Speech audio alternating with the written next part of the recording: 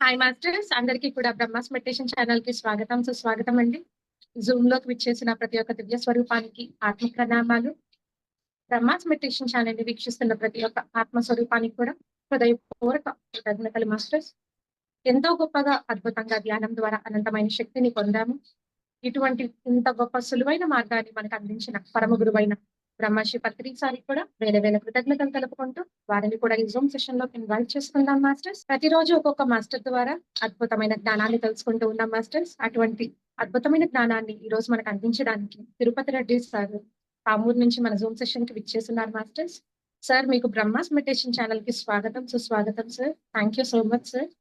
Master, ఈ రోజు ఒక టాపిక్ నవవిధ ధర్మాలు అనే టాపిక్ మీద సార్ ఒక అద్భుతమైన జ్ఞానాన్ని తెలుసుకుందాం. Thank you sir. Over to you sir. ముందుగా మన బ్రహ్మర్షి పితామహ పత్రిజీ గారి పాదపద్మములకు నమస్కరించుకుంటూ, అదేవిధంగా బ్రహ్మాస్ మెడిటేషన్ ఛానల్ వారికి, ఈ జూమ్లో వీక్షిస్తున్నటువంటి ఆత్మబంధువులకు, యూట్యూబ్లో వీక్షిస్తున్నటువంటి ప్రతి ఒక్కరికి పేరు పేరున నా హృదయపూర్వక ధన్యవాదాలు. ఈరోజు మన టాపిక్ వచ్చేసి నవవిధ ధర్మాలు. ఈ నవవిధ ధర్మాలు అనే బుక్ను పత్రిజీ గారు స్వయంగా రాసినటువంటి బుక్. ఈ నవవిధ ధర్మాలు చాలా పాపులర్ అయినటువంటి టాపిక్. ఈరోజు మనము పత్రిజీ గారిచే రచించబడినటువంటి నవవిధ ధర్మాలు అనే టాపిక్ గురించి మనం తెలుసుకోబోతున్నాం. నవవిధ ధర్మాలు తెలుసుకుపోయే ముందు అసలు ధర్మము అంటే ఏమిటి అనేది తెలుసుకోవాలి. ధర్మము అంటే యతోభ్యుదయ విశ్రేయస సిద్ధిస ధర్మ అన్నారు. వైశిష్క దర్శనంలో కణాది మహర్షి ఈ శ్లోకాన్ని చెప్పారు. యతోభ్యుదయ విశ్రేయస సిద్ధి స ధర్మ. ధర్మము అంటే యతోభ్యుదయ, యతో అంటే ఏదైతే దేని వల్లనైతే, అభ్యుదయము. అదేవిధంగా విశ్రేయస అంటే మోక్షము, అంటే దేని వల్లనైతే ఇహలోకములో అభ్యుదయము, పరలోకములో ఆ యొక్క జన్మరాహిత్యం మోక్షము ఏదైనా అనుకోవచ్చు, దాన్ని ప్రసాదిస్తుందో దానినే ధర్మము అని అంటారని కణాద మహర్షి నైశేషిక దర్శనంలో చెప్పారు. అంటే సద్దర్శనాలలో ఒకటి నైశేషిక దర్శనం అనేటువంటిది. సద్దర్శనంలో వైశేషిక దర్శనం అనేది 6 దర్శనాలు ఉంటాయి. 6 దర్శనాల్లో అది ఒకటి అన్నమాట. అంటే ధర్మాచరణ, ఎవరైతే ధర్మాచరణ చేస్తారో వాళ్లకు ఊర్ధ్వగతి ఉంటుంది. అధర్మాచరణ చేస్తారో, ఎవరైతే అధర్మాన్ని ఆచరిస్తారో వారికి అధోగతి ఉంటుంది అని చెప్పి. అంటే ప్రతి ఒక్కరూ ధర్మాన్ని ఆచరించాలి. యామతి స గతి భవేత్ అన్నాడు అష్టావక్రుడు. అంటే మన మతి ఎలా ఉంటే మన గతి అలాగే ఉంటుందని అష్టావక్రులు చెప్పారనమాట. అంటే మతిని బట్టే గతి. ధర్మాన్ని శరణు కోరితే మనం కానీ ధర్మాన్ని శరణు కోరితే సుమతి. ధర్మాన్ని కాలదండి అధర్మాన్ని కానీ మనం చేపడితే కుమతి. ధర్మాన్ని గురించి ఏం చెప్తుందంటే ధర్మో రక్షతి రక్షిత, ధర్మో రక్షతి రక్షిత. ఎవరి ద్వారా అయితే ధర్మం రక్షించబడుతుందో వారి చేత రక్షించబడిన ధర్మము తిరిగి వారిని రక్షిస్తుంది. మరి ఈ సత్యాన్ని తెలుసుకుంటే మరి ఎప్పుడూ కూడా ధర్మ రక్షణలోనే తమ జీవితాన్ని గడుపుతారు. కాబట్టి ఈ సత్యాన్ని తెలియని వాడు, తెలిసి ఆచరించిన వాడు అంటే విసర్జించిన వాడు అధోగతి పాలవుతాడు. కాబట్టి మనము మంచిగా జీవించాలి అంటే మనం ధర్మాన్ని ఆచరించాలా అని ఈ ధర్మం అనేటువంటిది చెప్తుంది అనమాట. ఇంకొకటి ఏంటంటే అధర్మ భక్షతి రక్షిత. అధర్మ భక్షతి రక్షిత.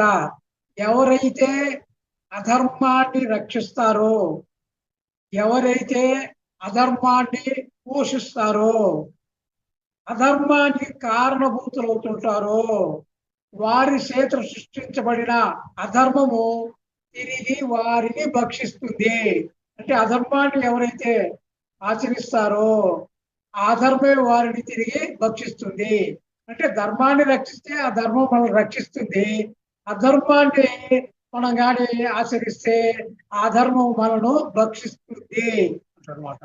కాబట్టి మనము ఈ యొక్క ధర్మము అంటే ఇదనమాట.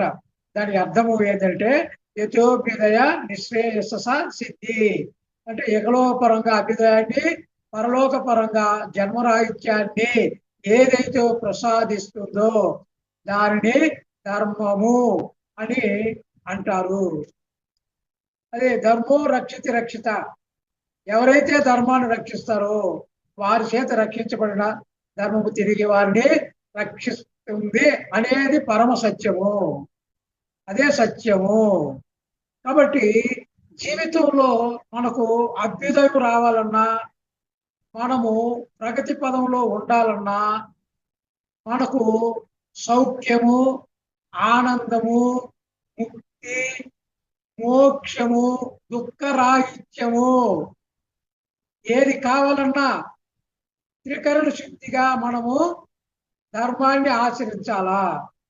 మనం త్రికరణ శుద్ధిగా ధర్మాన్ని ఆచరించినట్లయితే మనకు సౌఖ్యము, ఆనందము, ముక్తి, మోక్షము, దుఃఖరాహిత్యము కలుగుతుంది అనమాట.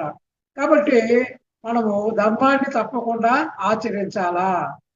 అంతకంటే మించిన ధర్మాన్ని ఆచరించడం కంటే మనకు గత్యంతరం ఏమీ లేదు. కాబట్టి మనము ధర్మాన్ని తప్పకుండా ఆచరించాలా. మన జీవితాల్లో పెనవేసుకుపోయినటువంటి ఈ ధర్మాన్ని మనం ఆచరించాలన్నమాట.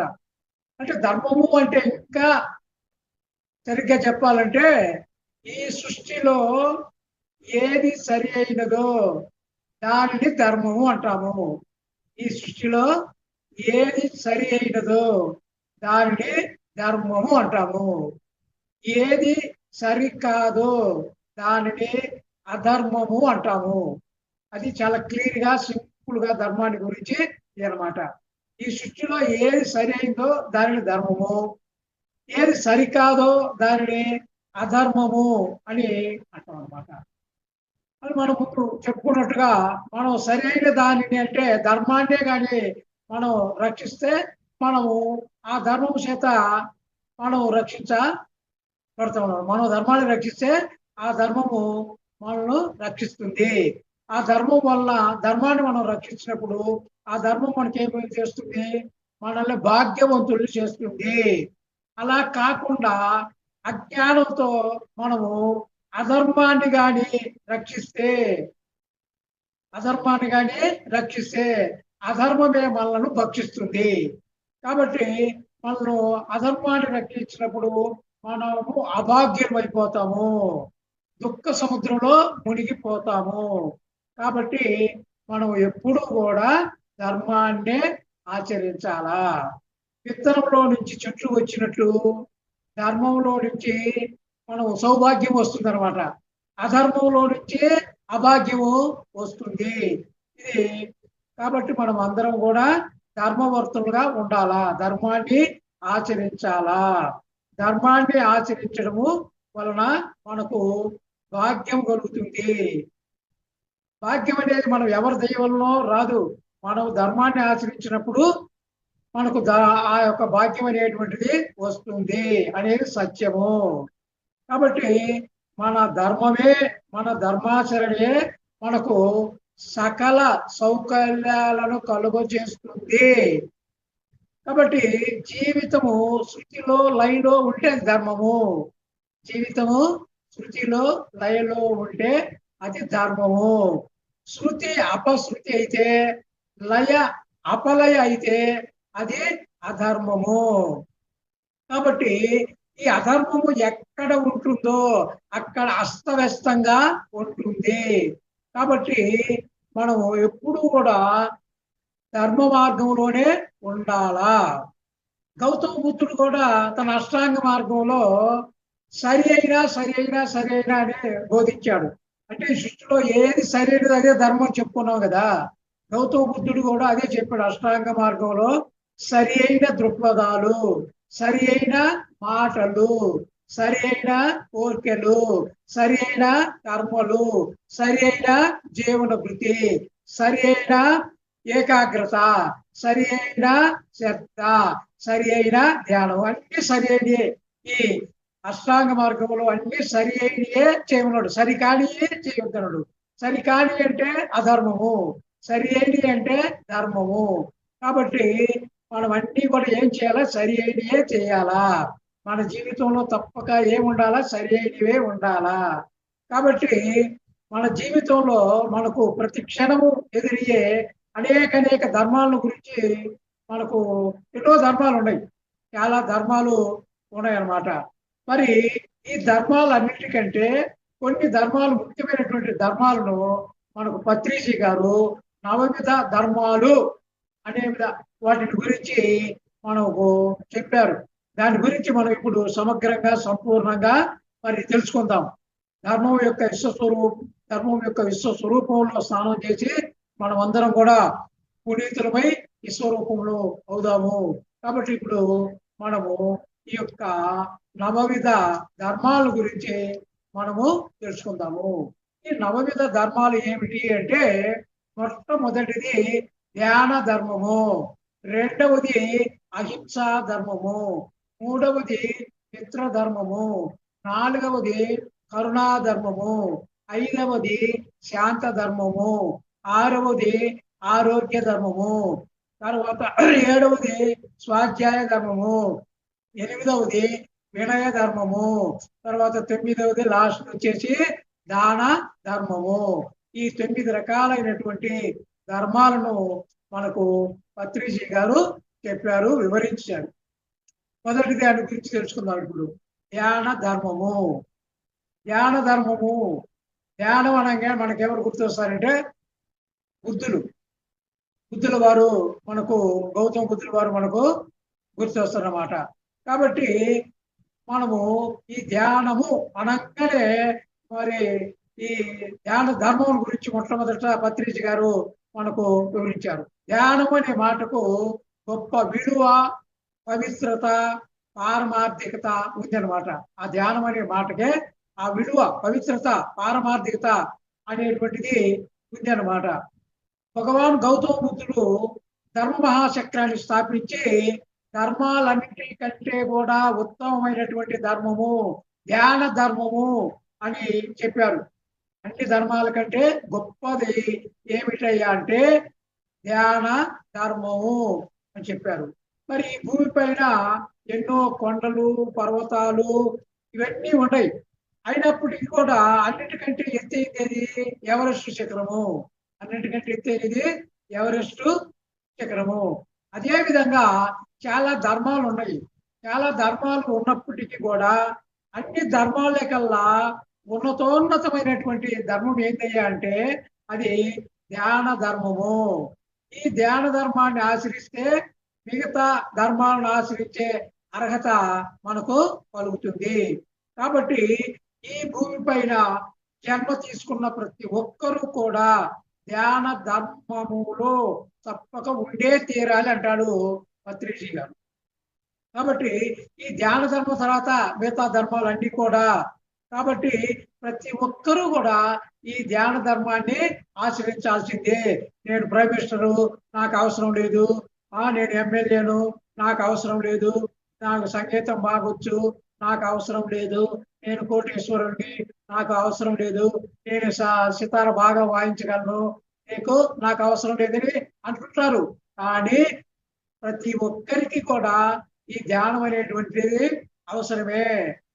నేను సంగీతం చేస్తున్నాను, అంతకంటే ధ్యానం ఇంకేం అవసరం అంటారు చాలా మంది. కానీ అలాంటిదేమి కాదు, అది శుద్ధ మూర్ఖత్వం అంటాడు పత్రిజీ గారు. పిరమిడ్ మాస్టర్స్ ఎప్పుడు ధ్యాన ధర్మాచరణలోనే ఉంటారన్నమాట. కాబట్టి ప్రపంచానికి తలమానికమైన ప్రత్యేకతను మరి ఆనందాన్ని కలిగి ఉంటున్నారు. ఎందువల్లంటే ధ్యానము చేయడం వల్ల. పిరమిడ్ మాస్టర్స్ అందరూ ఎప్పుడు ఆనందంగా ఎదుర్కొంటున్నారంటే ధ్యానము చేయడం వల్ల. ప్రతి మనిషికి కూడా జీవితంలో కష్టాలు అనేవి ఉంటాయి. ఈ కష్టాలు ఉంటాయి, ప్రతి ఒక్కరికి కూడా కష్టాలు అనేవి ఉంటాయి. కష్టాలకు బెంబేలెత్తిపోతూ భయపడిపోతూ వాయుమావు నన్ను రక్షించు నన్ను రక్షించు అని ఆర్తనాదాలు చేస్తూ ఉంటారు. మరి ఈ కష్టాలు మనం ఎవరో మనల్ని ఆ కష్టాల నుంచి మనల్ని తొలగించరు అనమాట.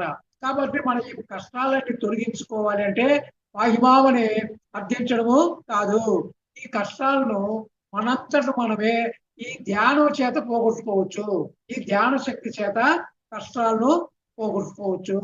ఎప్పుడు పోగొట్టుకోవచ్చు అంటే మనము ధ్యాన ధర్మంలో ఉన్నప్పుడు, మనం ధ్యాన ధర్మంలో జీవించినప్పుడు ఈ కష్టాలను మనకు తొలగించుకోవచ్చు. అంటే ప్రాపంచిక కష్టాలన్నింటినీ కాసుకోగల ఏకైక రక్షణ కోసం ఏంటి అంటే ధ్యానమే. ఈ ధ్యానం ఒక కవచం లాంటిది. ప్రాపంచిక కష్టాలన్నింటినీ కాసుకోగలిగినటువంటిది, రక్షించగలిగినటువంటిది ఈ యొక్క ధ్యానమే.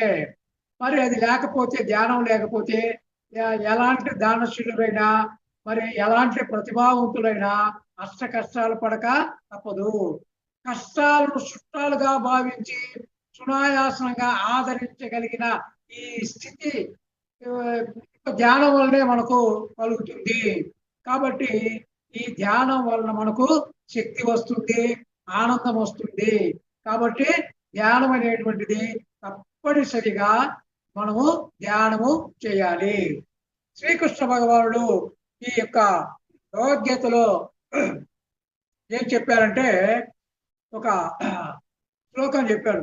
సర్వధర్మాన్ పరిత్యజ్య మమేకం శరణం వ్రజ అహం త్వా సర్వ పాపేభ్యో మోక్షాయ స్వామి మాసుష అని చెప్పారు.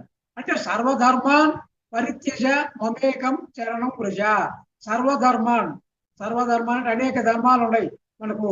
మన శరీర ధర్మము, సమాజ ధర్మము, కుటుంబ ధర్మము, ఆత్మధర్మం, ఇలాంటి రకరకాలైనటువంటి ధర్మాలు ఉన్నాయి. అంటే సర్వధర్మాన్ పరిత్యజ్య, అన్ని ధర్మాలను పరిత్యజించి వదిలిపెట్టి మమేకం శరణం వ్రజ అంటే మన లోపలికి మనం ప్రవేశించి మన ఆత్మనే శరణు వేడాలి. మమేకం శరణం వ్రజ అంటాడు. మన ఆత్మను మనము శరణు వేడాలి అని చెప్తాడనమాట. అంటే అన్ని ధర్మాల కంటే శ్రేష్టమైనది ఈ ధ్యాన ధర్మము అని కృష్ణ భగవానుడు భగవద్గీతలో చెప్పడము జరిగింది. ఒక్క కృష్ణ భగవానుడే కాదు, అనేక మత గ్రంథాలన్నీ కూడా ఈ ధ్యానాన్ని గురించి చెప్పాయి. మరి యేసు ప్రభువు కూడా చెప్పాడు, దేవుడి రాజ్యంలోకి ప్రవేశించుడి అని. దేవుడి రాజ్యంలోకి ప్రవేశించుడు అంటే ఏమని? ధ్యానం చేయమని అర్థం. ధ్యానము చెయ్యి. దేవుడి రాజ్యం ఎక్కడ ఉంది? ఈ లోపలే ఉంది. దేవుడి రాజ్యము ఈ లోపలే ఉంది. ధ్యానం ద్వారా ఈ లోపలికి నువ్వు ప్రయాణం చేసి దేవుడి రాజ్యంలోకి ప్రవేశించి అక్కడి ఆత్మరాజ్య ధర్మాన్ని పాటించి ఆత్మను శరణు వేడినప్పుడు నీకు కావలసినవి ఇవ్వబడతాయి అన్నాడు. నీకు కావలసినవి ఇవ్వబడతాయి. ఎప్పుడు ఇవ్వబడతాయి? ఆ యొక్క ఆత్మరాజ్య ధర్మాన్ని పాటించినప్పుడు, ఆ ఆత్మను శరణు వేడినప్పుడు, ధ్యానం చేసి నీ లేనికి నువ్వు ప్రవేశించి ఆ ఆత్మరాజ్యంలోకి నువ్వు ప్రయాణించినప్పుడు మరి నీకు అంటే ఆ శరణు కోరినప్పుడు నీకు ఏమి అవసరమో, నీకు కావలసినవి అన్నీ కూడా ఇవ్వబడతాయి అని స్పష్టంగా యేసుక్రీస్తు వారు చెప్పినటువంటి పరిస్థితి ఉంది. కాబట్టి మహానుభావులు అందరూ కూడా ఈ ధ్యానాన్ని గురించి చాలా చక్కగా వివరించారు. అందుకే పత్రిజీ గారు ఈ యొక్క ధ్యానాన్ని మొట్టమొదటి ధర్మంగా పెట్టడము జరిగిందనమాట. అదేవిధంగా కృతాయుగంలో ధర్మము 4 పాదాల మీద ఉండేది. కృతాయుగంలో ధర్మము 4 పాదాలు. తర్వాత యుగం వచ్చిన తర్వాత త్రేతాయుగంలో 3 పాదాలు, తర్వాత ద్వాపర యుగంలో 2 పాదాలకు వచ్చింది ధర్మం. ఇప్పుడు కలియుగం ఒక్క పాదంలో ఉంది. ఇది నడుస్తుండేది కలియుగం ఒక్క పాదంలో ఉండేది. కాబట్టి పత్రిజీ గారు ఏం చెప్పారంటే, ఇప్పుడు సత్యయుగం మరి తిరిగి 4 పాదాల్లో ధర్మం నడవాలా అంటే పూర్వ వైభవాన్ని మనం పొందాలా, మనం సత్యయుగంలోకి ప్రవేశించాలి అంటే అందరూ విధిగా ధ్యానం చేసి సత్యాన్ని తెలుసుకోవాలా. అన్యదా శరణం నాస్తి అని చెప్పాడు. అంటే ప్రతి ఒక్కరూ ధ్యానం చేయాలా, ధ్యానం చేసి సత్యయుగంలోనికి మనము ప్రవేశించాలి అని చెప్పారనమాట. అది ధ్యాన ధర్మము. మొదటిది ధ్యాన ధర్మము. ఆ ధ్యాన అంటే బుద్ధ భగవానుడు చెప్పినటువంటి ఆనాపానసతిని పత్రిజీ గారు వ్యాస మీద ధ్యాస అందరికీ అర్థమయ్యేటట్టుగా ఈ ధ్యాన ధర్మాన్ని మనందరికి కూడా బోధించడము జరిగిందనమాట. ఇకపోతే రెండవది అహింసా ధర్మము. అహింస అనగానే మనకు గాంధీ మహాత్ముడు గుర్తుకొస్తాడు. అహింస అనగానే గాంధీ గారు మనకు గుర్తుకొస్తారన్నమాట. ఈ ధర్మచక్ర పరివర్తన ద్వారా గౌతమ బుద్ధుడు ప్రవర్తించిన మరొక ముఖ్యమైనటువంటి ధర్మం ఏంటంటే అహింసా ధర్మము. గౌతమ బుద్ధుడు గారు మొట్టమొదటిది ధ్యాన ధర్మం చెప్పాడు, రెండవది వచ్చేసి అహింసా ధర్మం అని చెప్పాడు. అహింసా ధర్మం అనగానే మనకు మహాత్మా గాంధీ మనకు గుర్తుకొస్తారు. ఆ పదం వినగానే మహాత్మా గాంధీ గారు మనకు గుర్తుకొస్తారు. మరి ధ్యాని కాని వారు అజ్ఞానంతో ఈ యొక్క దేవుడి విగ్రహాల దగ్గరికి పోయి రక్షించు అనే ఆర్తనాదాలు చేస్తూ ఉంటారు అన్నమాట. అంటే శిలలు ఎలా రక్షిస్తాయి, శిలలు రక్షించలేవు అనేటువంటి కనీస జ్ఞానం కూడా లేకుండా దీనాలాపనలు చేస్తారు.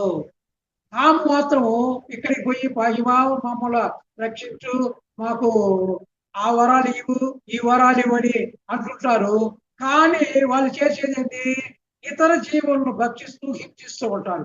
అక్కడ దేవుడి దగ్గర పోయి వరాలు అడుగుతారు, మమ్మల్ని రక్షించుంటారు.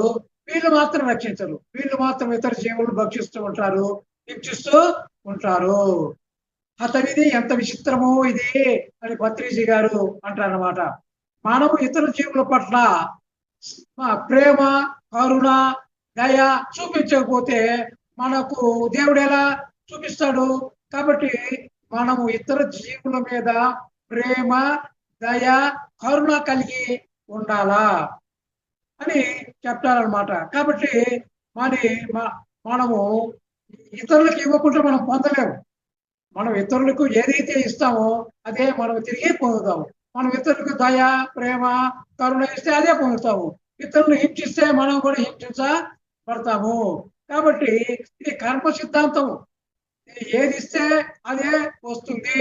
మంచి ఇస్తే మంచి వస్తుంది, చెడు ఇస్తే చెడు వస్తుంది. కర్మ సిద్ధాంతం ఇది. ఈ కర్మ సిద్ధాంతాన్ని, కార్యకారణ సిద్ధాంతాన్ని ఇవే అన్నీ కూడా మనం తెలుసుకోవాలా. కాబట్టి ఈ జ్ఞాని అయిన వాళ్ళు ఈ సిద్ధాంతాల్ని తెలుసుకుంటారు, ఈ కర్మ సిద్ధాంతాన్ని కాబట్టి తెలుసుకుంటారు, ఆ కార్యకారణ సిద్ధాంతాన్ని తెలుసుకుంటారు.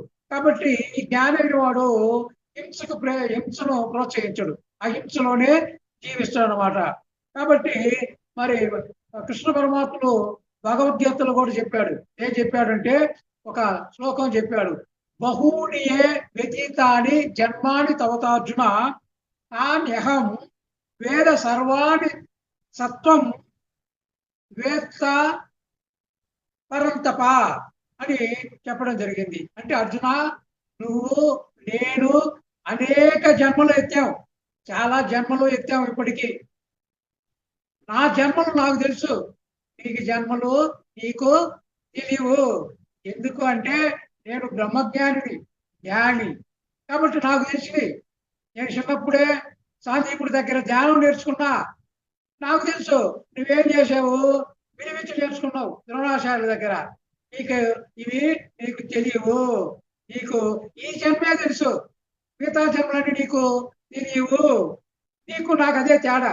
కాబట్టి నీకు ఈ జన్మ మాత్రమే తెలుసు, నాకు అన్ని జన్మలు తెలుసు, నీ జన్మ తెలుసు, నా జన్మ తెలుసు, అందరి జన్మలు నాకు తెలుసు. ఎందుకు? నేను బ్రహ్మజ్ఞానిని, నువ్వు మామూలు జ్ఞానివి. కాబట్టి నువ్వు జ్ఞానివి కాబట్టి నీకు తెలివి, నేను బ్రహ్మజ్ఞాని కాబట్టి నాకు తెలుసు అని చెప్తున్నమాట. మరి కొంతమంది ఈ కర్మ సిద్ధాంతం పట్ల అవగాహన ఉండదు. కర్మ సిద్ధాంతం పట్ల అవగాహన లేక వాళ్ళు రకరకాలైనటువంటి హింసలకు పాల్పడుతూ ఉంటారన్నమాట. మరి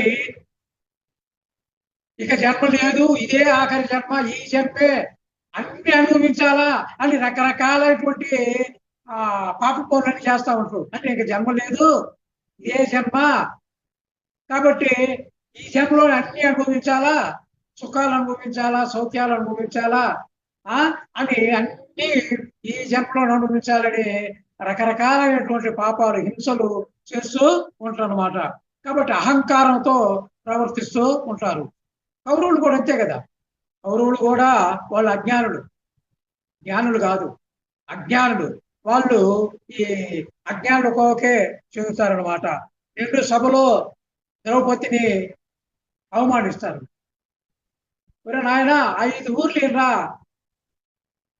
మేము మా పార్టీ మేము బతుకుతాము, మీరు రాజ్యాన్ని ఏడుకోనరా అని బతీలాడినా కానీ సూది మోపినంత కూడా ఇవ్వమంటారు. 5 ఊర్ల సూది మోపినంత కూడా ఏమైనా అహంకారంతో ప్రవర్తించారు. ఏమైంది చివరికి? అహంకారంతో ప్రవర్తించారు కాబట్టి ఆ ఫలితాన్ని అనుభవించారు. తప్పదు, ఎవరు ఏది చేస్తే ఆ ఫలితాన్ని అనుభవించాలి. కర్మ సిద్ధాంతాన్ని తప్పించుకోవడానికి అది ఎవరి తరము కాదు. కాబట్టి కౌరవులు వాళ్ళు ఆ విధంగా హింసాత్మకమైన పనులు చేశారు కాబట్టి, జ్ఞానులైనటువంటి పాండవుల్ని బాధ పెట్టారు కాబట్టి వీళ్ళు చివరికి ఏమయ్యారు? ఈ అజ్ఞానంతో, అహంకారంతో పతనం అయిపోయారు. మొత్తం వంచి నాశనం అయి పోయిందనమాట. కాబట్టి ఎప్పుడు కూడా మనము అహింసను ప్రేరేపించకూడదు, హింసాయుతంగా మనము జీవించాలా.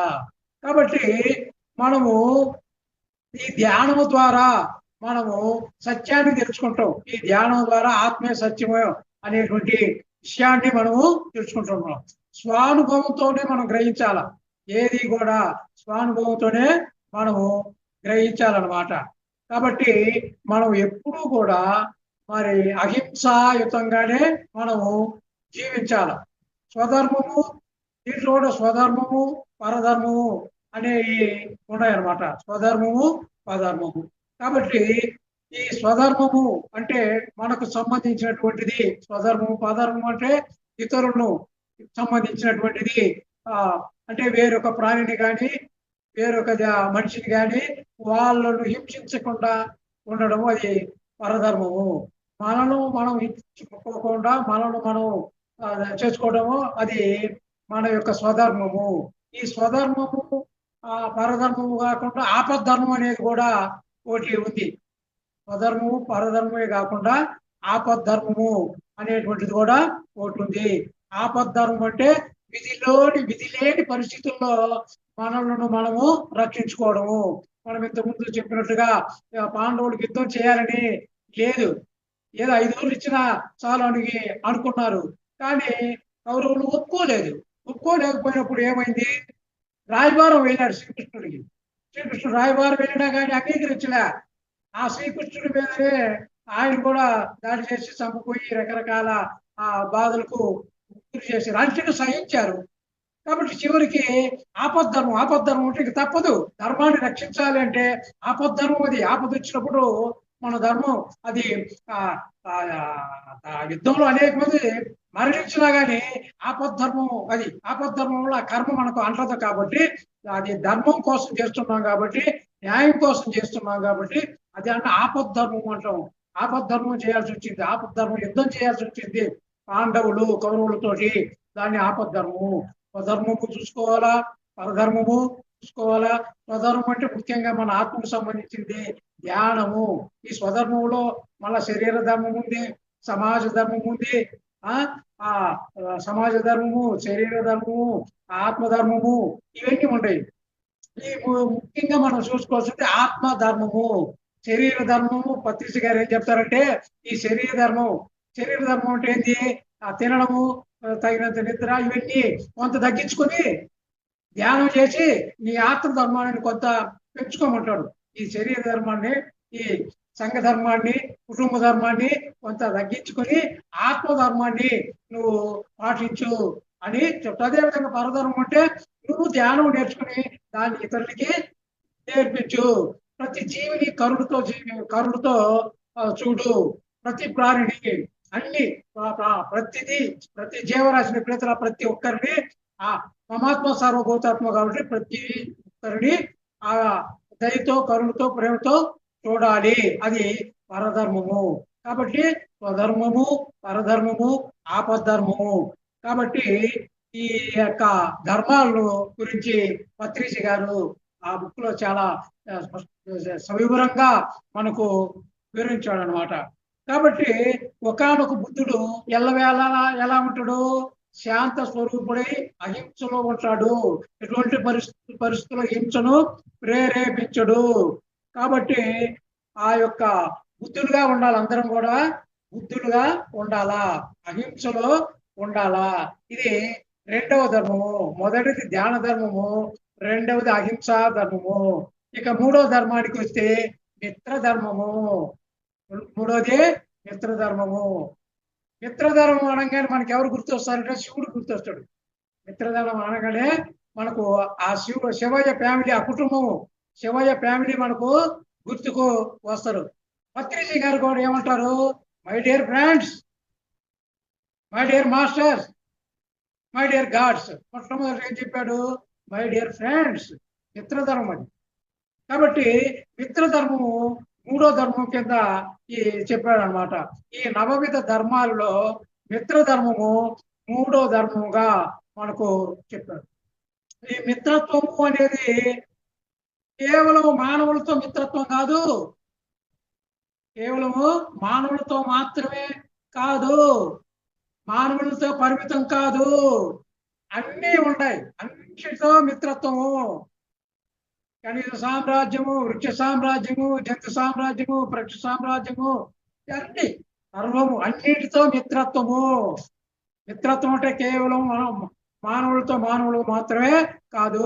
పత్రిజీ గారు ఏమంటారంటే ప్రతి దానితోటి మిత్రత్వంతో మనము సమస్త ప్రాణికోటితోటి అంటాడు. సమస్త ప్రాణికోటి స్నేహము చేయాలా, అదే మిత్రధర్మము అని చెప్తాడు.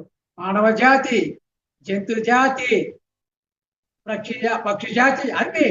పత్రిక ఏమంటాడంటే జంతు జాతి మానవ జాతి కంటే తక్కువ కాదు. జంతు జాతి మానవ జాతి కంటే తక్కువ కాదు అంటాడు. అంటే మానవ జాతి జంతు జాతి కంటే గొప్పది కాదు. మానవ జాతి జంతు జాతి కంటే గొప్పది కాదు. జంతు జాతి మానవ జాతి కంటే తక్కువ కాదు. రెండు గొప్పవే, ఏటికవి గొప్పవే అని చెప్తాడు పత్రిజీ. కాబట్టి అన్నీ గొప్పవే. ఇక్కడ మిత్రధర్మము అనే దాంట్లో మనం ఒక్కసారి ఆ పరమేశ్వరుని, ఆ శివయ్యను కానీ చూసినట్టయితే, ఆ శివయ్య కుటుంబాన్ని కానీ మనం కానీ గమనించినట్టయితే మిత్రత్వానికి అంతకంటే పరాకాష్ఠ ఇంకేమీ కనిపించదు మనకు. మనం ఆ శివయ్యను గమనించినట్టయితే ఆయన మెడలో ఏముంటది? పాము ఉంటది. శివయ్య మెడలో పాము ఉంటది.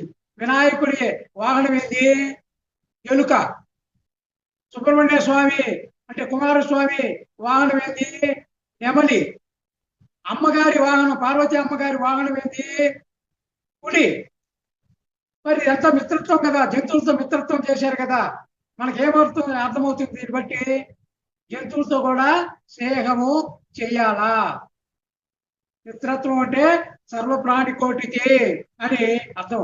ఇక్కడ మనం ఇంకోటి గమనించినట్టయితే ఒక్క జంతువుకు ఇంకొక జంతువుకు శత్రువులు అవి, అయినా సయోధ్యగా స్నేహంగా ఉన్నాయి కదా, స్నేహంగా ఉన్నాయి. కాబట్టి ఆ విధంగా మనము ఉండాలా, స్నేహ ధర్మాన్ని మనము పాటించాలా.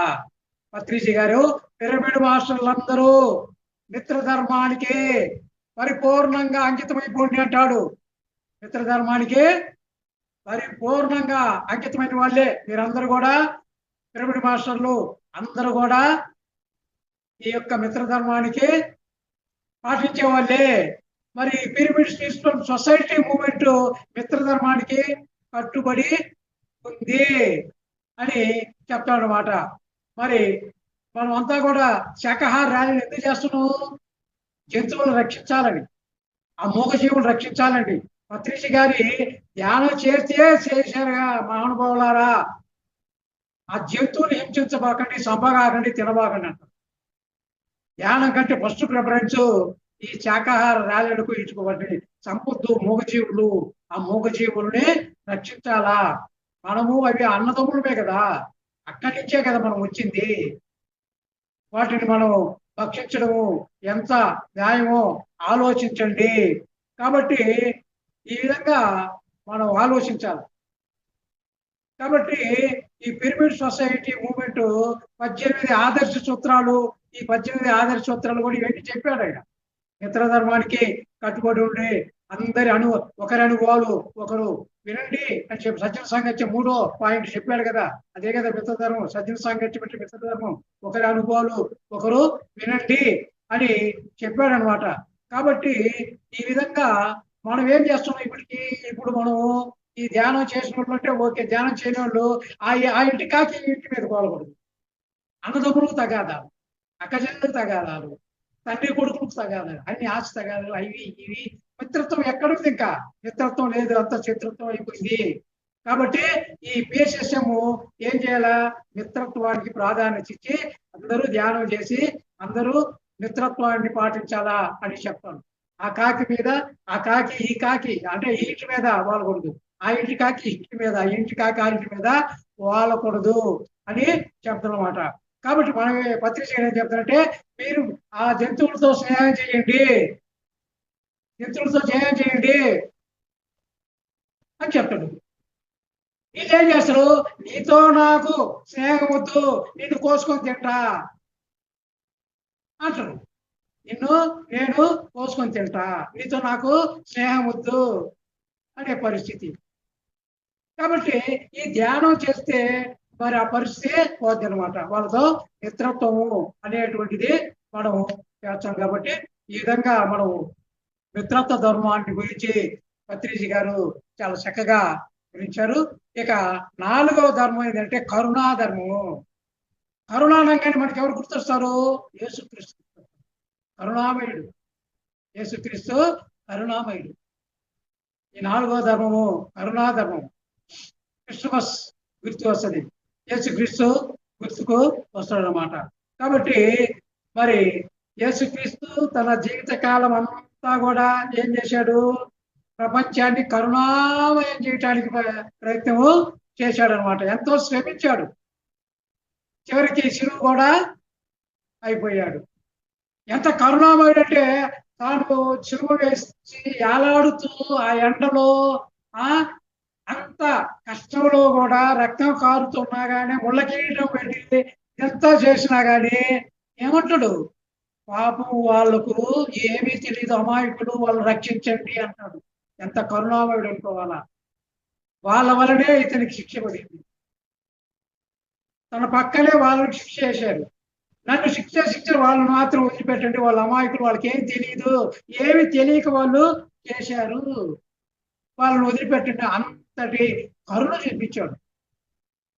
శత్రువులు అనుకోలే, అంతటి కరుణ చూపించాడు. ఆ విధంగా మరి చేశాడు. ఎక్కడుంది దేవుడి రాజ్యము అంటే నీ లోపలే దేవుడి రాజ్యం చెప్తాడు యేసుక్రీస్తు. దేవుడి రాజ్యం ఎక్కడుందంటే నీ లోపలే ఉంది, నీలోనికి నువ్వు ప్రయాణం చేయమని. దేవుడి రాజ్యం ఎక్కడుంది? నీ లోపలే ఉంది. నీలోనికి నువ్వు ప్రయాణం చేయంటే ధ్యానము చెయ్యి. ఈ లోపలికి అంటే నా లోపలికి నేను ఎలా వెళ్ళాలా? ఎలా వెళ్తావు? ధ్యానం చేసి వెళ్తావు. ఈ లోనికి నువ్వు ధ్యానం చేస్తే నీలోనికి నువ్వు వెళ్తావు. నేను 40 రోజులు ఉపవాసం చేశాను. ఉపవాసం అంటే అన్నం తినకుండా ఉండడం కాదు. ఉపవాసం అంటే ఆయన ధ్యానం చేశాడు. 40 రోజులు ఆయన దేవుని రాజ్యంలోకి ఆయన ఆ ప్రవేశ మార్గం సుగమం చేసుకున్నాడు. ఆయన ఆ ఫాస్టింగ్ అంటే మా వేరే విధంగా అర్థం. ఉపవాసం కాదు, ధ్యానము చేశాడు. మనసుకు ఉపవాసం. మనసుకు ఉపవాసం అయితే ధ్యానం. శరీరానికి ఉపవాసం కాదు ఆయన చేసింది. మనసుకు ఉపవాసం, ధ్యానం చేశాడు. మరి ఆ విధంగా ధ్యానం చేస్తే ఏం చెప్తాడంటే, నీవు దేవుని రాజ్యంలోకి ప్రవేశిస్తే, ఆ ఆత్మను శరణు కోరితే నీకు ఏది కావాలంటే అది పొందుతావు. ఆ దేవుడి రాజ్యంలో నువ్వు ఆ రాజ్య ధర్మాన్ని పాటిస్తే, ఏంటి ఆ రాజ్య ధర్మాలు, ఏంటి ఆ ధర్మము? ప్రేమ, కరుణ, దయ పాటిస్తే నీకు ఏది కావాలంటే అవి పొందుతావు అని చెప్తాడు.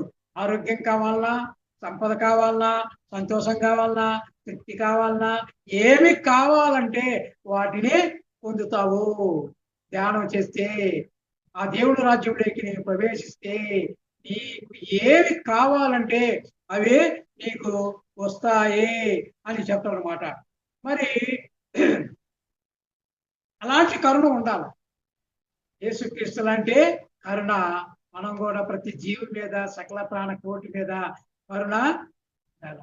ఏ జీవిని హింసించకుండా, ఏ జీవిని భక్షించకుండా వాటిని రక్షించాలా. మానవ ధర్మం ఏంటంటే వాటిని రక్షించాలా, వాటిని భక్షించమల్లా. ఎక్కడ యేసుక్రీస్తు గొర్రె పిల్లను సంఖ్యలో పెట్టుకుంటే గొర్రె పిల్లను కోసుకొని తినమని చెప్పలే. ఏం చెప్పాడు?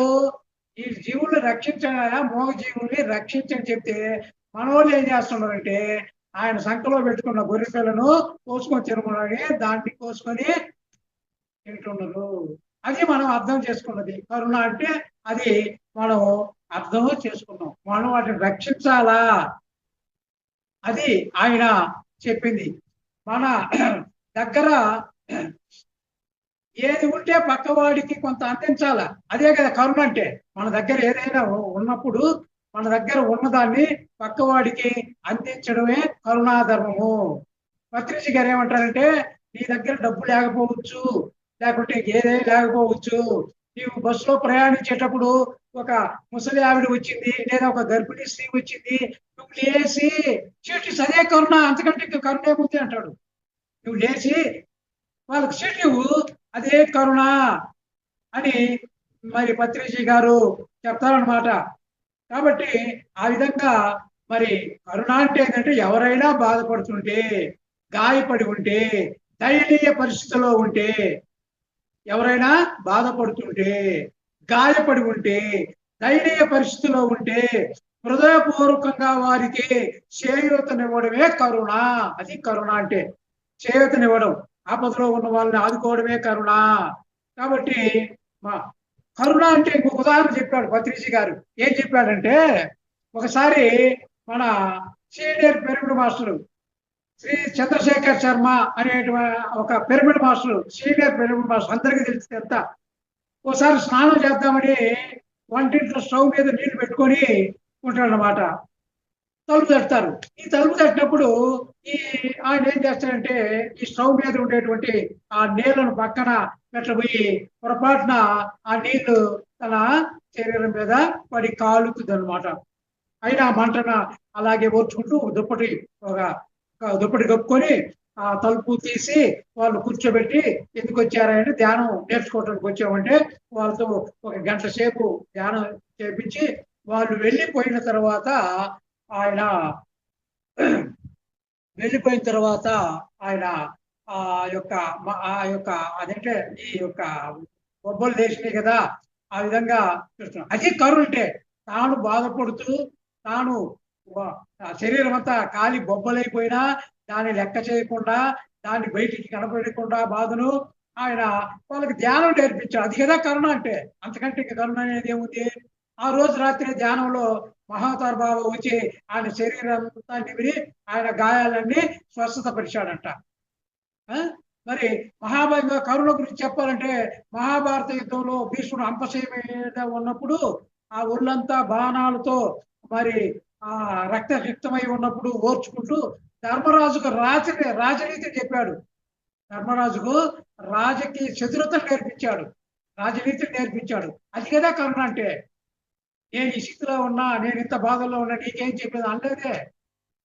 రాజనీతి నేర్పించాడు.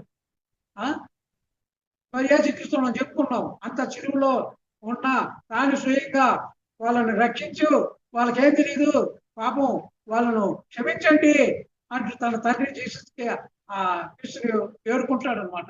అంతటి కరుణామయుడు. కాబట్టి ఆ విధంగా మనం ఆ కరుణ అనేటువంటిది మనం అందరి మీద చూపించాలా. కాబట్టి పిరమిడ్ మాస్టర్ అందరూ కూడా వాళ్ళ పరిస్థితులు ఎలా ఉన్నా ధ్యాన ప్రసారం చేసే తీరాలి అంటాడు. కరుణ, ధర్మాచరణ ఇవన్నీ కూడా మనం ఎవరి దగ్గర నేర్చుకోవాలంటే భీష్ముడి దగ్గర నేర్చుకోవాలా, యేసుక్రీస్తు దగ్గర నేర్చుకోవాలా, చంద్రశేఖర్ శర్మ గారు లాంటి పిరమిడ్ మాస్టర్ల దగ్గర ఈ కరుణా ధర్మాన్ని మనము నేర్చుకోవాలా. తర్వాత మనం ఇప్పుడు దాకా ఏం నేర్చుకున్నాము? ధ్యాన ధర్మము, అహింసా ధర్మము, కరుణా ధర్మము నేర్చుకున్నాం. మిత్రధర్మము, కరుణా ధర్మము 4 ధర్మాలు నేర్చుకున్నాం. 5వది శాంత ధర్మము. శాంతము, శాంతము లేక సౌఖ్యము లేదు అంటారు, ఒక పాట ఉంది. శాంతము లేక సౌఖ్యము లేదు. కాబట్టి శాంతము, ఈ నవవిధ ధర్మాల్లో శాంత ధర్మం అనేది ఒకటి ఉంది. ఏ ధర్మాన్ని అయితే పూర్తిగా అర్థం చేసుకొని అభ్యాసం చేయాలంటే మనకు మనసు ప్రశాంతంగా ఉండాల, మనసు శాంతంగా ఉండాల. ఆ ధర్మాలు ఆచరించాలంటే ముందు శాంతంగా ఉండాలి, మనం మనసు ప్రశాంతంగా ఉండాల. మరి అందుకే మనం ఎప్పుడైనా మనసు చిరాకు కలిగినప్పుడు ఓం శాంతి శాంతి శాంతి అంటాం, శాంతి శాంతి శాంతి కలుగు చేయమని. కాబట్టి ఒక మంత్రంలాగా దాన్ని వాడుకుంటూ ఉంటాం అన్నమాట. మనము ఎవరు కొట్టినా తిట్టినా మనము శాంత మనస్కులమై ఉండాలా. పిరమిడ్ మాస్టర్లు అంటే శాంతి, శాంతి ధర్మాన్ని కలిగి ఉండాలా. ఎవరెన్ని అనుకున్నా, ఎవరు ఏమైనా కొట్టినా తిట్టినా ఏమన్నా కానీ యొక్క శాంతి ధర్మాన్ని మనము పాటించాలి. దీనికి ఉదాహరణగా పత్రిజీ గారు ఏం చెప్పారంటే, మహాజ్ఞాని గుర్చేప్ అనేటువంటి ఆయన తన 11 సంవత్సరాల కొడుకు ఏం చెప్పాడంటే, బాబు ఎవరైనా నిన్ను తిడితే చుట్టు, కొడితే కుట్టు, కావాలంటే సంపు, ఇబ్బంది ఏమిటా, కానీ ఏం చేయదలుచుకున్నా 24 గంటల తరువాత మాత్రమే చేయి అంటాడు. ఏమంటాడు? 24 గంటల తరువాతే చెయ్యి అంటాడు. నువ్వు నిన్నెవరైనా కొట్టారా తిట్టారా, ఓకే నువ్వు తిట్టు అన్ని, నువ్వు కొట్టు సంపు ఏదైనా చెయ్యి, వెంటనే రెస్పాండ్ కావద్దు, రియాక్ట్ కావద్దు. ఎప్పుడు 24 గంటల తర్వాత కొట్టు తిట్టు సంపు ఏమైనా చెయ్యి అంటాడు. 24 గంటలు వ్యవధి ఇవ్వాల. అది గొప్ప శాంతి సందేశం. 24 గంటల వ్యవధి ఇచ్చిన తర్వాత వాడి కొట్టాలని కానీ తిట్టాలని కానీ సంపాలని కానీ అనిపించదు. ఎందుకంటే ఆలోచిస్తాడు. ఆ క్షణంలో వాడు తిట్టినప్పుడు నీకు వెంటనే రియాక్ట్ అవుతాడు, వాడు కొట్టితే నీ వెంటనే రియాక్ట్ అవుతావు. అలా కాకుండా దాని 24 గంటలు నువ్వు హైప్ అంటాడు. అదే ఏదో సినిమాలో కూల్ బాబు కూల్ అని ఉందంట, cool baby cool, cool baby cool. పత్రిక గారు చెప్తారు ఏదో సినిమాలో ధర్మవరం సుబ్రహ్మణ్యం ఇది అంటాడంట, కూల్ బేబీ కూల్ అని. ఇది హాస్యంగా అనిపించినా అందులో ఆత్మజ్ఞానం ఉంది అని చెప్తాడనమాట. పత్రిక గారు ఏం చెప్తున్నాడంటే, నేను మిమ్మల్ని కొడితే మీరు కూడా నన్ను తప్పకుండా కొట్టండి, కానీ 24 గంటల తర్వాత కొట్టండి అంటాడు. పత్రిక గారు కూడా అదే చెప్పాడు. నేను మిమ్మల్ని కొడితే మీరు నన్ను కొట్టండి, అయితే వెంటనే కాదు 24 గంటల తర్వాత కొట్టండి. అప్పటికి ఇంకా మీకు కొట్టాలనిపిస్తే కొట్టండి. అంటే అప్పుడు కొట్టాలనిపిస్తే ఎవరికి అనిపించదు, కొట్టాలని అనిపించదు. ఈ వ్యవధిలో ఏమవుద్ది, నీ మనసు కూలైపోద్ది, నీ మనసు కూలైపోద్ది. మరి కొట్టడానికి ఉన్న కారణం కూడా తెలుసుకో. కొట్టడానికి అంటే కొట్టాలా వద్దా అనే కారణం కూడా మీకు తెలుస్తుంది అని పత్రిజీ గారు చెప్తారనమాట. అదే విధంగా బుద్ధుడిది ఒక సంఘటన కూడా ఈ శాంత ధర్మంలో మనకు తెలియజేశారు పత్రిజీ గారు. ఓసారి బుద్ధుడు భిక్షాటన చేస్తుంటే ఒక ధనవంతుడు ఇంత ఎత్తుగా ఉండవు, పొడుగ్గా ఉండవు, బాగా ఆరోగ్యంగా ఉన్నావు, ఏదైనా పని చేసుకోవచ్చు కదా, సోమరిపోతులాగా అడుక్కుంటున్నావు అని ఆ నీకు సిగ్గు లేదా, అది లేదా, ఇది లేదా, అడుక్కుంటావా అంటూ తిట్టడానికి తిట్టాడు. పాపం చుట్టూ చూస్తున్నటువంటి శిష్యుడికి మాత్రం భలే కోపం వచ్చేసింది, పట్టణానికి కోపం వచ్చేసింది. అయితే బుద్ధుడు మాత్రం శాంత చిత్తుడై చిరునవ్వుతో ఉన్నాడు అనమాట. అప్పుడు ఆ ధనవంతుడు తిట్టు తర్వాత తన జేబులో నుంచి ఒక పావల బిళ్ళ దానంగా ఇవ్వబోతాడు బుద్ధుడికి. ఇవ్వబోతే అప్పుడు బుద్ధుడు ఏమంటే, బుద్ధుడైనా దాన్ని నీవే నీ జేబులోనే వేసుకో అని సున్నితంగా తిరస్కరిస్తాడనమాట. అప్పుడు ధనవంతుడు ఏం చేశాడు, ఆ జేబులో నుంచి తీసిన పావల మళ్ళా తన జేబులోనే వేసుకోండనమాట. అప్పుడు బుద్ధుడు చెప్పాడు, అయ్యా నీ పావల నేను తీసుకోలేదు, నీ పావల నేను తీసుకోకపోదు. ఎక్కడికి పోయింది అది? నీ జేబులోకే పోయింది, నేను తీసుకోలేదు కదా, అది తిరిగి నీ జేబులోకే పోయింది. కాబట్టి నీ తిట్లను కూడా నేను స్వీకరించలేదు, నీ తిట్లను నేను స్వీకరించలేదు. మరి ఆ తిట్లు ఎవరు చెందుతాయి? నీకే చెందుతాయి. నీ పావులా నీ జేబులోకి వచ్చినట్లే నీ తిట్లన్నీ కూడా నీకే చెందుతాయి. భద్రంగా దాచుకోను ఆయన అంటాడు, భద్రంగా దాచుకో అంటాడు. అప్పుడు ఆ ధనవంతుడు చిక్కుతో బుద్ధుడి కాళ్ళ మీద పడి క్షమాపణ అడుగుతాడు అనమాట. కాబట్టి శాంతం అంటే అలాంటిది. ఆయన శాంతంగా ఉన్నాడు కాబట్టి అంతటి శక్తి వచ్చేసింది. ఆ ధనవంతుడు తన తప్పు తెలుసుకొని తన కాళ్ళ మీద, కాబట్టి ఎరుక ఉండాలి, శాంతం కలిగి ఉండాలన్నమాట. ఆవేశం పనికిరాదు ఎప్పుడు కూడా. ఆవేశము ఎప్పుడు ఆవేశం అనేది పనికిరాదు. అది దానివల్ల చాలా అనర్థాలు వస్తాయి. శాంతం వహించాలా. కాబట్టి ఎప్పుడు పడితే అప్పుడు ఆవేశం పనికిరాదు, శాంతంగా ఉండాలా, ఆత్మశక్తిని కోల్పోకూడదు అని చెప్తాను. తర్వాత ఈ కరుణా ధర్మం తర్వాత ఆరోగ్య ధర్మము. కరుణాధర్మం తర్వాత ఆరోగ్య ధర్మము. ఆరవది ఆరోగ్య ధర్మము. ఇది ఆరోగ్య ధర్మము. ఆరోగ్య ధర్మం అంటే సరైన ఆరోగ్య ధర్మాలు పాటించాలా. ఈ ఆరోగ్యం సరిగ్గా ఉంటేనే కదా నువ్వు ధ్యానం చేయాలన్నా, శాంతంగా ఉండాలన్నా, అహింసలో ఉండాలి, ఏ అన్నా కానీ నువ్వు ముందు ఈ శరీరం బాగుండాలా. ఆరోగ్య ధర్మం ఇది కూడా కావాలా. ఆరోగ్యం మరి ఆరోగ్య ధర్మంగా ఉండాలంటే నువ్వేం చేయాలా? సవ్యమైన జీవితాన్ని గడపాలంటే నువ్వేం చేయాలా? యుక్తాహారం తినాలా, శుద్ధమైన ఆహారం తినాలా, సాత్విక ఆహారము తినాలా. అలాంటివి తిన్నప్పుడే మనకు శరీరము మన స్వాధీనంలో ఉంటుంది అనమాట, ఆరోగ్యంగా ఉంటుంది. కాబట్టి మనము ఈ ఎటువంటి ఆహారాన్ని తీసుకోవాలి అంటే అటువంటి మంచి ఆహారాన్ని, సాత్విక ఆహారాన్ని శ్రీకృష్ణ పరమాత్మ భగవద్గీతలో చెప్పాడు. యుక్తాహార విహారస్య యుక్త శ్రేష్ఠస్య కర్మసు యుక్త స్వప్నావబోధస్య యోగో భవతి దుఃఖ అంటాడు.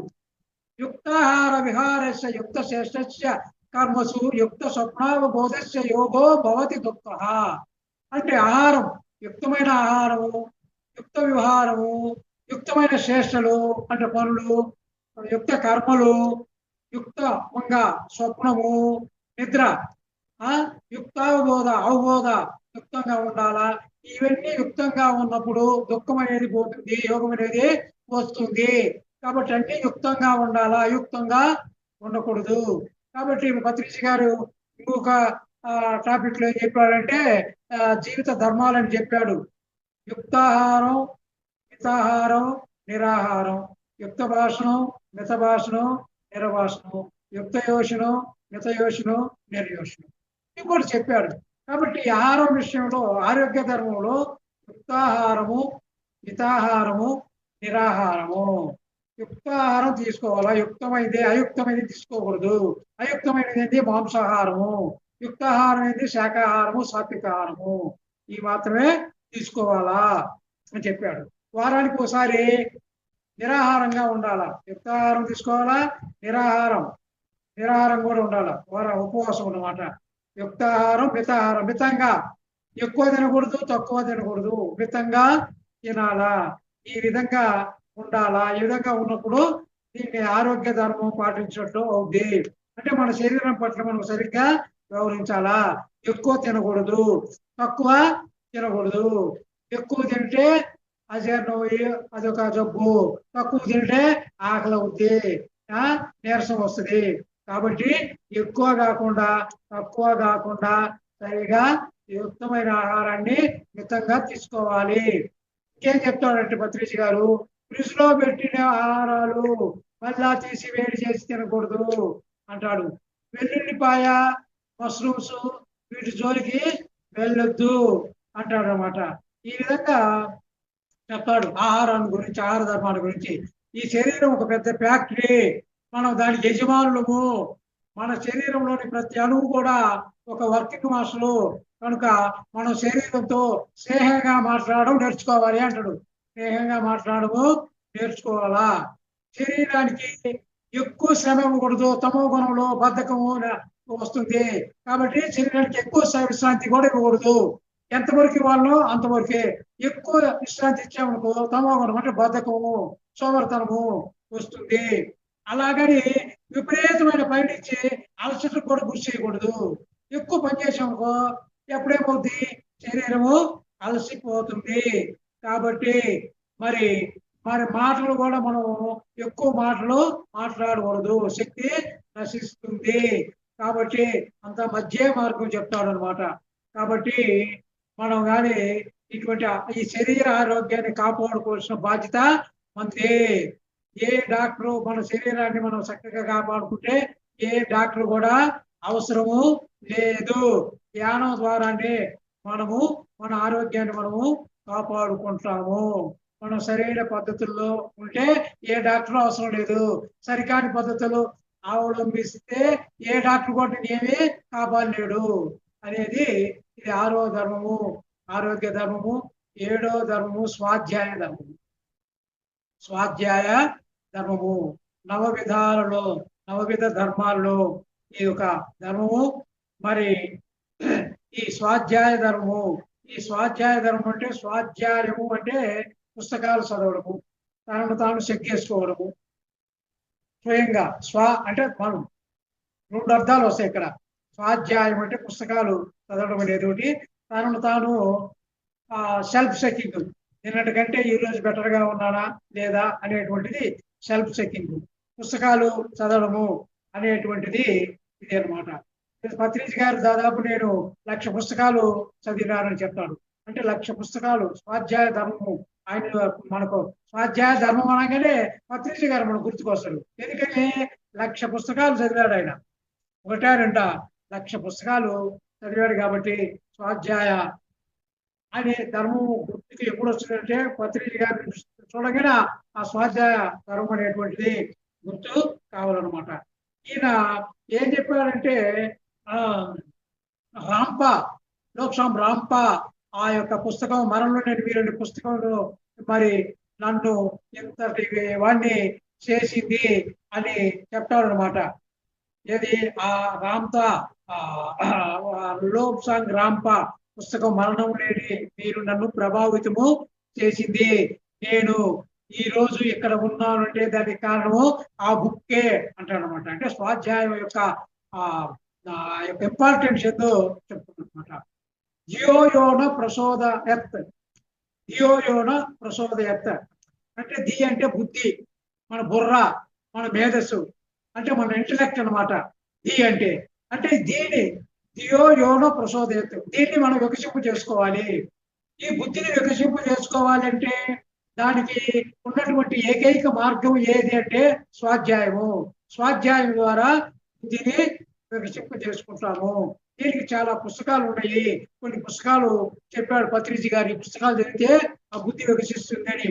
మరి ఈ ఏమేమి చెప్పాడంటే ఆయన జేమ్ రాబర్ట్స్ ఆయన పుస్తకాలు, తర్వాత లిండా గుడ్మెన్, షెర్లీ మెక్టిన్, Ruth Montgomery, Yogananda Paramahansa, Swami Rama, Swami Dasa, Khalil జీబ్రాసు, రిచర్డ్ బాక్, బార్బరా మ్యాచ్నోకు, లోప్సాంగ్ రాంపా, ఇలా ఓషో, ఇలా పుస్తకాలన్నీ కూడా చెప్పాడు, చదవండి అని చెప్పాడు అనమాట. కాబట్టి ఈ మనకు ఈ స్వాధ్యాయము, మనకు స్వాధ్యాయ ధర్మము ఫుల్ఫిల్ చేయాలంటే ఈ పుస్తకాలన్నీ కూడా మనం చదవాలంటాడు.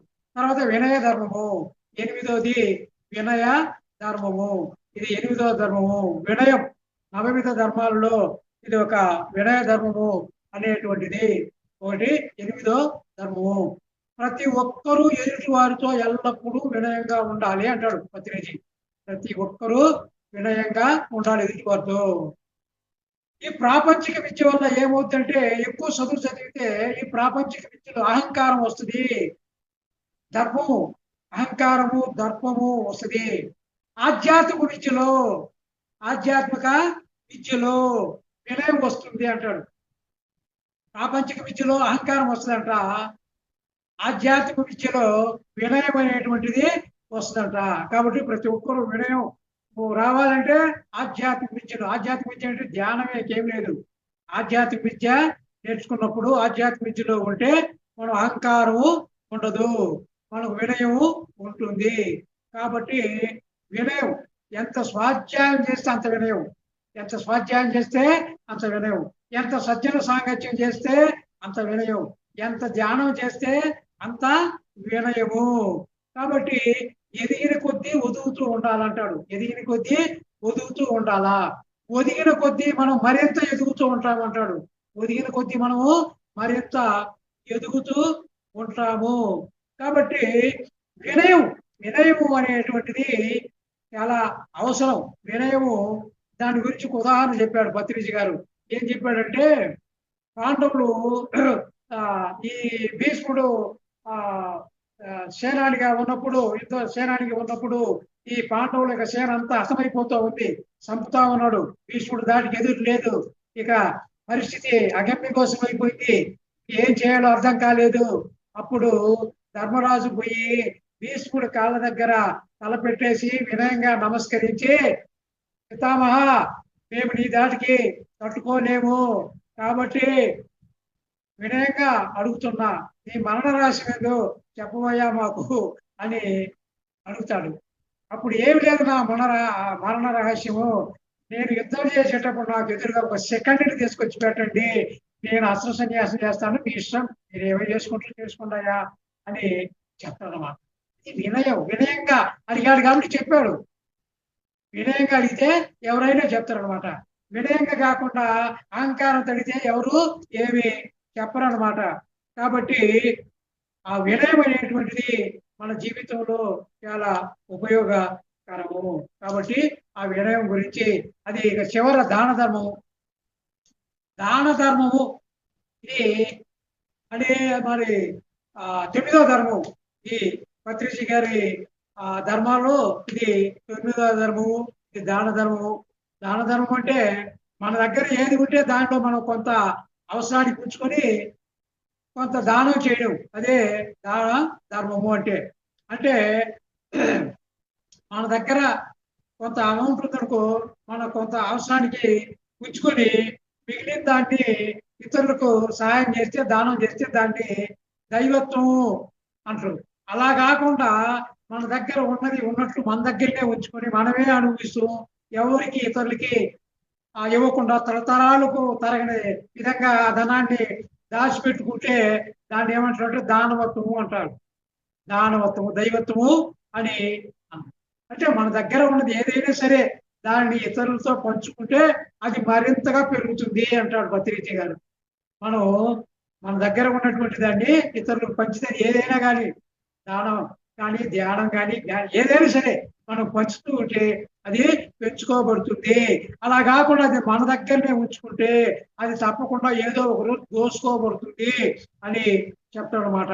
కాబట్టి మన దగ్గర ఉన్న తన్ ధన్ మన్ ఏదైనా సరే, తన్ ధన్ మన్ అన్ని కూడా అందరికీ సమర్పిస్తూ ఉండాలా. మన శరీరాన్ని పక్క వాళ్ళ సేవకు ఉపయోగించాలా. మన బుద్ధిని తెలివితేటల్ని పక్కవాడి అభ్యుదయానికి మనము ఉపయోగించాలా. మరి ఈ విధంగా ఈ సృష్టిలో ఉన్న ప్రతి ఒక్క వస్తువు ప్రతి ఒక్కరికి చెందిందే. ఈ సృష్టి రహస్యం ఏంటిది? ఈ సృష్టిలో ఉన్న ప్రతి ఒక్క వస్తువు ప్రతి ఒక్కరికి చెందిందే అనే ఉదాత్త భావంలో మనం జీవితాన్ని గడపాలా. అంటే మన దగ్గర ఉన్నది మన సొత్తు కాదది, అది ఈ ప్రకృతికి సంబంధించినది, అందరికీ సంబంధించినది.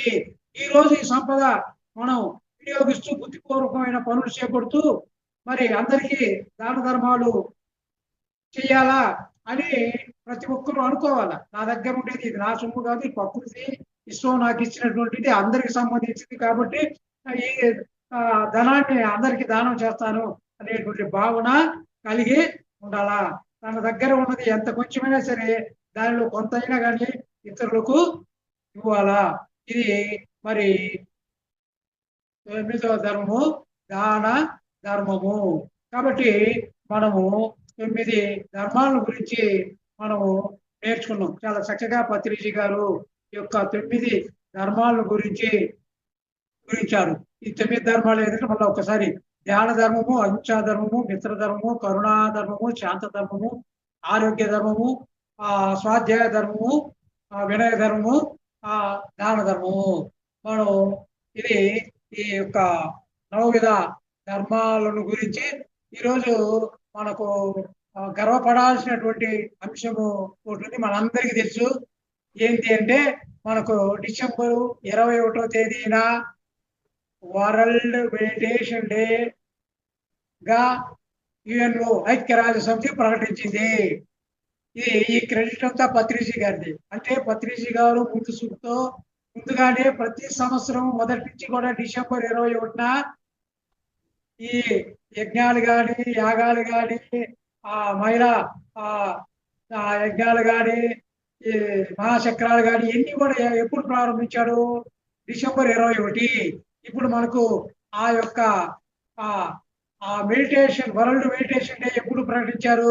డిసెంబరు 21. కాబట్టి ఇది ముందుగానే తెలుసు పత్రిజీ గారికి. ఆ విధంగా మనకు చాలా హ్యాపీ మనందరికి కూడా. ఎందుకంటే ఈ రోజు ఈ ధ్యానం అనేది పత్రిజీ గారి కృషి ఇప్పటికే పోలే, ప్రపంచమంతటా వ్యాపించింది. అన్ని దేశాలు ఈ ధ్యానాన్ని గురించి మరి ఆయన చేసినటువంటి కృషి అన్ని దేశాలలో తిరిగి ఆయన ధ్యాన జగత్, శాకాహార జగత్, బ్రహ్మ జగత్తును ప్రచారం చేశాడు. అది ఈరోజు నిజంగా అన్ని ప్రపంచ దేశాలన్నీ కూడా మెడిటేషన్ డే అనేటువంటిది 21న డిసెంబర్లో పాటిస్తున్నారంటే నిజంగా పత్రిజీ గారి యొక్క గొప్పతనం, ఆయన శక్తి అలాంటిది. థ్యాంక్ యూ నాకు ఈ అవకాశం ఇచ్చడానికి మీ అందరికీ హృదయపూర్వక నమస్కారాలు. Thank you very much sir. చాలా అద్భుతంగా చెప్పారు. ఇంకా ఆయన చెప్పిన 9 ధర్మాలు చాలా బాగా చెప్పారు సార్. అంటే విడమర్చి ఏదైతే మనం చెయ్యాలి, మిత్ర ధర్మంగా, ధ్యాన ధర్మం అనగా, స్వాధ్యాయ అంతే. అది మంచి జీవితం అదే. ఈ పాటిస్తే చాలు, ఇంకా మనం ఎన్లైట్మెంట్ అయిపోయినట్లు లెక్కే. అంతే. భూమి మీదకి వచ్చిన ప్రతి మనిషిలో ఈ ధర్మాలు ఉంటే చాలు. కనీసం అందులో కొన్నైనా పాటించగలిగితే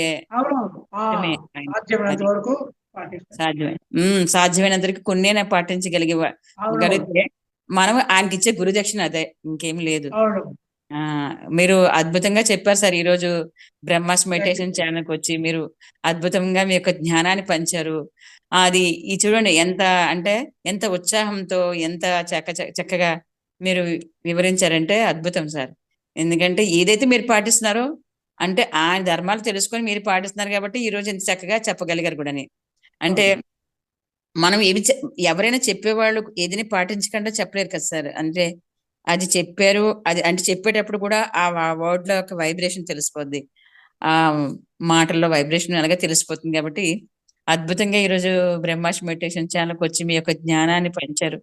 అద్భుతం సార్. 9 ధర్మాలు మళ్ళా అన్ని గుర్తు చేశారు, అంటే ఇంకా వివరించారు బాగానే.